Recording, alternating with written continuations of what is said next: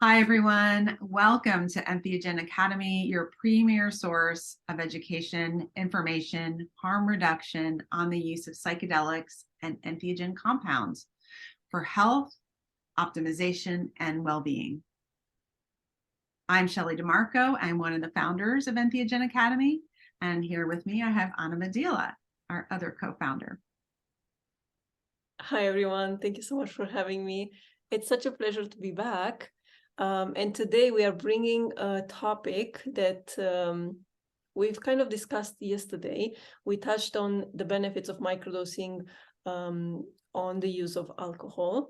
And today we want to talk a bit about some case studies and dive deeper into how it was applied into a real life case. So Shelley here has a lot of clients that come to her with this desire to curb alcohol usage. And so I would like to dive deeper into, what the science is and how it applies to your clients. And because I don't have as many clients, I would like to ask you the questions around this. Is that okay? Yeah, no, that's great. That's Okay, great. perfect.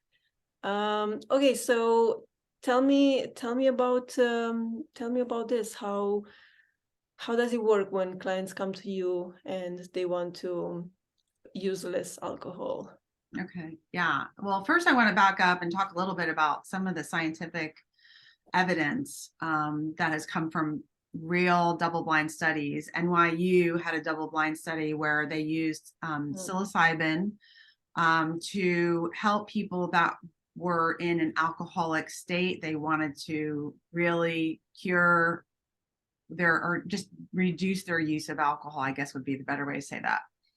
And so they brought people in, they administered psilocybin, and what they found was 80% of those people drastically reduced their alcohol use just from that one session of psilocybin, and 48% were completely abstinent 8 months later. So that is absolutely incredible.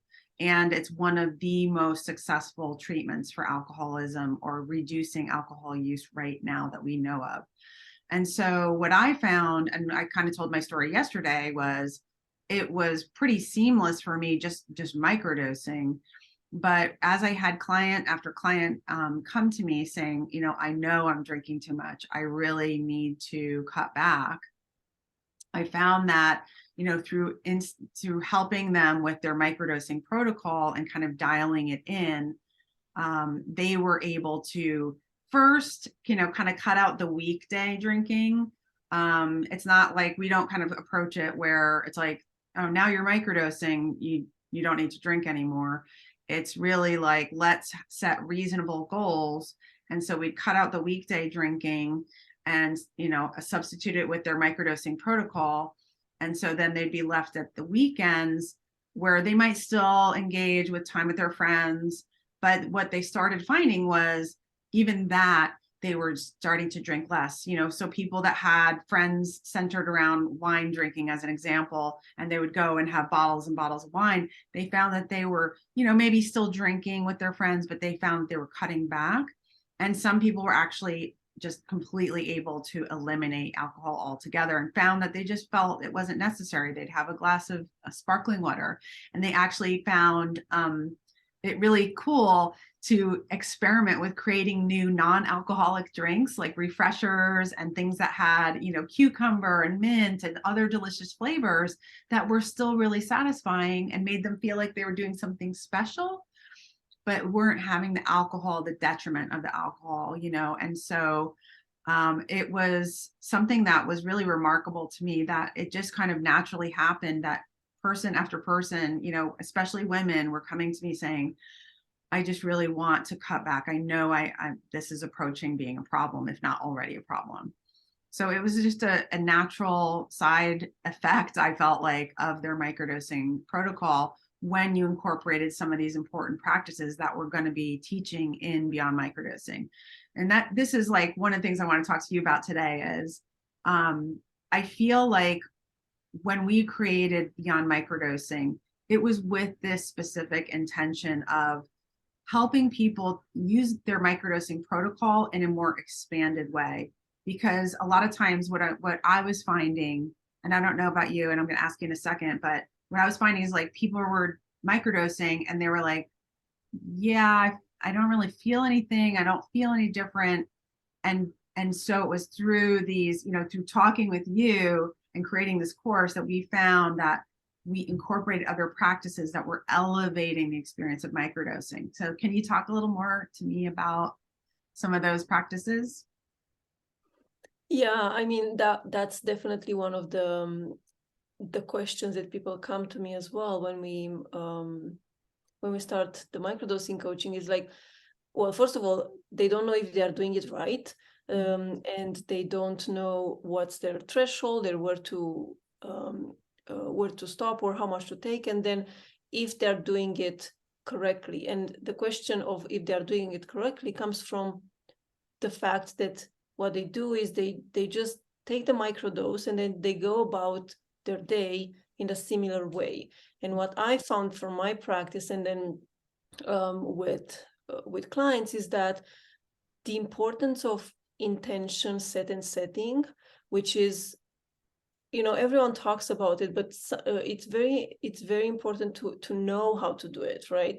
And so the intention is slowing down first. So you slow down. You don't just like take the microdose and go out the door doing what you normally do, but you maybe hold it in your palms. You think about what you want to get out of your day, or how do you want to show up in moments in the day when maybe you'll feel overwhelmed or critical or judgmental or whatever. So taking a moment and thinking about that, right? So that's like the slowing down of the energy of the rush of the day. It's just brings a bit more magic into the practice. And then the set and setting refers to, the mindset you go into with, and then the environment you are surrounding yourself in.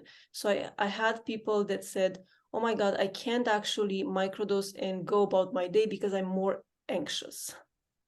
And they are more anxious because, well, first of all, they don't give themselves time and space to do things that gives them pleasure. So they know they're in situations and they've made life choices that are not serving them. And just microdosing emphasizes that. Maybe it's their work, maybe it's hanging out with friends that are not, fully aligned, or doing activities that are not. So that's super important because now that you're anxious, you're like, oh, maybe that's why, because this is not what I'm supposed to be doing. And then I had people that said that I feel more like myself when I microdose on a day off, when I can actually do things the way I want. And so, just keeping in mind how you microdose, and if you take it just like as a magic pill to fix your problems, that's not going to do that. And so you have to shift that mindset to stop thinking that there is something outside of you that will fix your life, because microdosing is not that, and it will never be that. But it does increases the awareness of what you're doing, how you're feeling, how you show up. And when you have that awareness, you have the opportunity to change how you show up, right? So those are some of the three things that we will kind of really focus on in this course. And then other practices are things like, well, maybe you work 8 hours a day and you sit on the chair, right? And your body knows that that's not meant for you, and you're supposed to move more. And all of a sudden you feel antsy, you feel anxious, you can't sit and focus anymore. And that's the cue for you to start doing something else and move your body. And so incorporating movement practices and breathing techniques that will help you with certain outcomes. And yeah, those are some of the things that will bring into this. But going back to the alcohol thing, I'm actually curious, with your clients, what other practices you found that helped them when they were microdosing to kind of not drink as much? Well, Is you there already touched you touched on one of them, which was, how you actually engage with your microdose just to start your day. Start, Mhm. I think, sitting quietly with yourself in the morning and really creating the vision of what you want your day to be, and also thinking through any possible scenarios where you might get tripped up, and having that thought of, this is how I want to show up first. So I think that was really the first thing to be incorporated into the microdosing practice. But then also, it goes along with all these other high performance kind of qualities of just reviewing your day at the end of the day and how did it go. So a lot of people will start out, okay, I'm going to have this great day, I'm going to do this, I'm going to be mindful, I'm going to incorporate movement and all these things. What they're not doing at the end of the day is then reviewing, okay, how did that go? And if it didn't go exactly how I planned, what were the things that I tripped up on? So, because if you don't review what happened, there's really no opportunity to then focus on what needs to change for the next day. So I always also incorporate kind of, I call it a power down routine.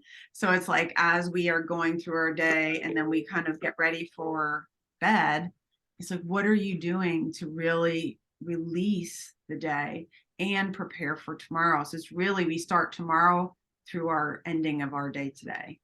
So that was Yeah, another really important practice that I incorporated for the clients. And, I think they really appreciated that. and I think it actually replaces the glass of wine at the end of the night when they have to unwind, right? So it's just like a perfect way to replace a behavior that kind of offers the same reward, right? Mhm. Yes. What I find when I do my winding down at night is that oftentimes, because in the morning I kind of set, the goal and what I would like things to happen, and messages to myself and things like that. And then as the day goes, it just feels like a million things happen, and I'm like caught in this, um, storm. And then when I come out of it um, at night, if I don't look back at what I wrote in the journal, I remember only certain parts. Mm. And if I do look at what I wrote in the morning, I bring myself back into the mindset that I was in the morning, and I kind of see my whole transition through the day, and I remember all the things that happened. And um, it was pretty cool to do that because it gives me a lot of insights, and it, like, my mind is not set on automatic um, pilot where it just picks up the memories that are, conforming my biases. I'm actually mindfully retracing back all the things and creating an accurate picture of what happened that day. So that also makes me feel different about how, Mm. things unfolded. Yeah, So that's great. yeah. Yeah, so that's, just an example of some of the many different aspects of practices that we incorporate into microdosing when we teach the course. So we really hope you'll join us. It's going to be a wonderful way for people to learn accurate information about microdosing, to also learn about the practices that we're talking about, and also to have community, to find friendship, to find support, to be able to ask questions. So I think that it's just one of those magical things that kind of incorporate all different aspects of learning that makes it vibrant for people. So we hope you'll join. We're going to put the link below the video. And you still have time to sign up. So we hope to see you there. Anything Yes, else, thank you Ana? so much. No, I All think right. you covered it all. Yeah. Yay. All right. Have a great You. day, everyone. Bye.